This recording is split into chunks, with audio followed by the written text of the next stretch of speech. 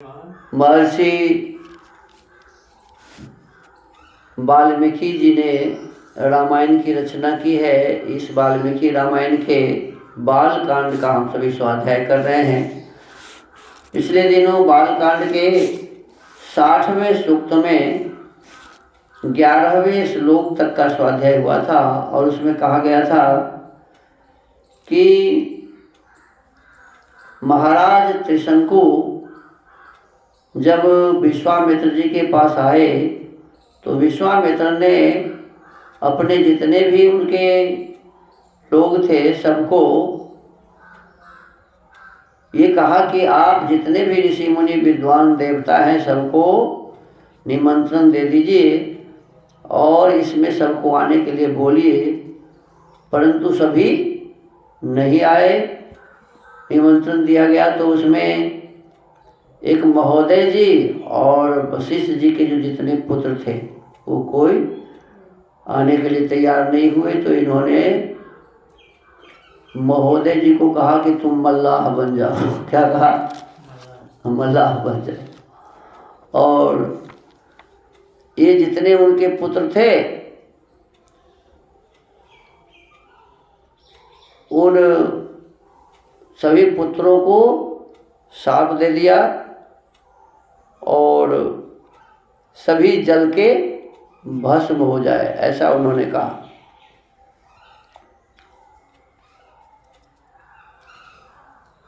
अब इसके पश्चात में अब वो यज्ञ प्रारंभ कर दिए। अब यज्ञ प्रारंभ किए तो उसमें भी सभी नहीं आए। तदंतर बहुत समय तक यत्न पूर्वक मंत्र पाठ करके महातपस्वी विश्वामित्र ने अपना अपना भाग ग्रहण करने के लिए संपूर्ण देवताओं का आवाहन किया।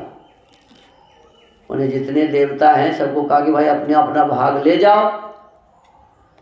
कहते हैं उनके आवाहन करने से भी सभी देवता नहीं आए। तब क्या किया? कहते हैं ततः कोप समाविष्टो विश्वामित्रो महामुनि श्रुवमुद्यम्य सक्रोधस त्रिशंकुमिदम् अब्रवीत। इससे महामुनि विश्वामित्र को बड़ा क्रोध आया। बताइए, बार बार लिखा हुआ है इसमें कि उनको क्रोध आया।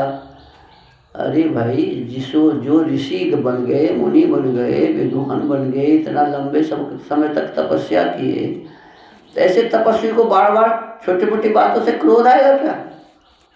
अब इनको बार बार क्रोध आ रहा है तो कैसी तपस्या करते थे जी?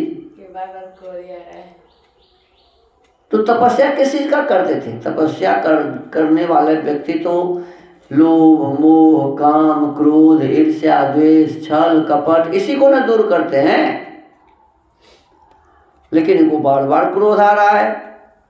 कहते हैं बार उनका क्रोध आया और उन्होंने श्रुवा उठाकर, श्रुवा मानी हवन के घृत जिससे डालते हैं, तो घृत जिस चम्मच से डालते हैं उसको श्रुवा कहते हैं।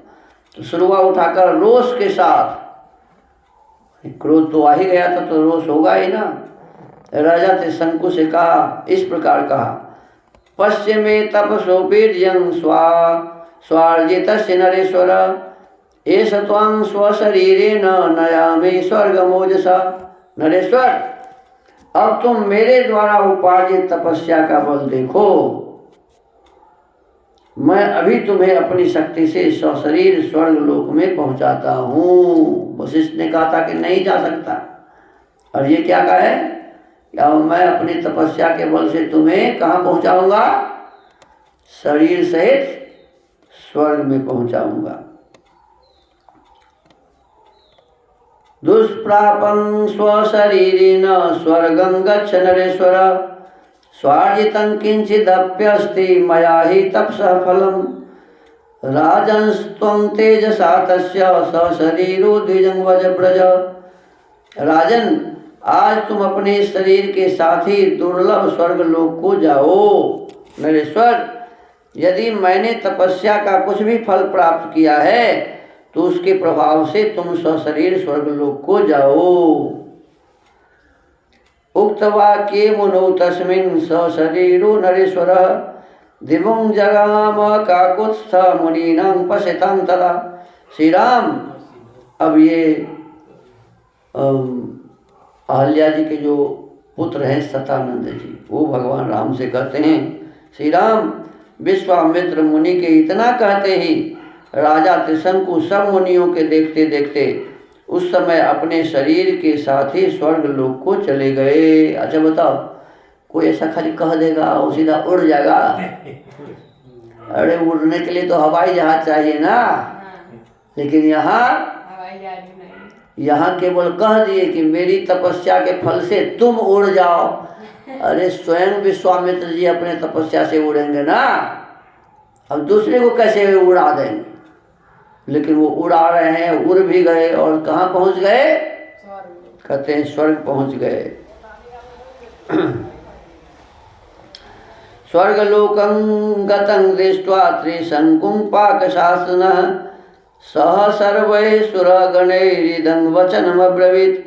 त्रिशंकु को स्वर्गलोक में पहुंचा हुआ देख समस्त देवताओं के साथ पाक शासन इंद्र ने उनसे इस प्रकार कहा। तो सबसे बदमाश तो इंद्र था ना, किसी का सुख भी इसे अच्छा लगता ही नहीं था बेचारे को।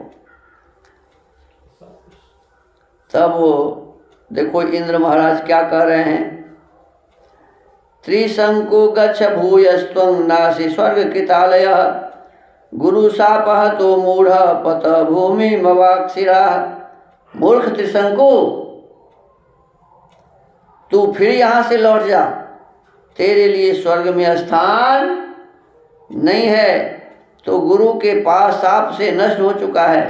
पहले बोल दिया था ना वशिष्ठ जी कि तू स्वर्ग नहीं जा सकता। कहते गुरु के शाप से नष्ट हो चुका है, अतः नीचे मुंह किए पुनः पृथ्वी पर गिर जा। अब वो क्या किया, ऊपर से गिरा दिया। माने विश्वामित्र के कहने से स्वर्ग चला गया। अब फिर वहां से इंद्र क्या किया, उसको ढकेल दिया, गिरा दिया। एवं मुक्तो महेंद्रेण त्रिशंकुरपतत् पुनः विक्रोशमानस्त्राहीति विश्वामित्रं तपोधनम्। इंद्र के इतना कहते ही राजा त्रिशंकु तपोधन विश्वामित्र को पुकार कर त्राहि त्राहि की रट लगाते हुए पुनः स्वर्ग से नीचे गिरे। अब देखो, अब कितना दूर था स्वर्ग सो पता नहीं, इसमें तो लंबाई चौड़ाई का दूरी तो बताया नहीं है, सीधा है कि स्वर्ग पहुंच गया। विश्वामित्र के कहने से स्वर्ग पहुंच गया। अब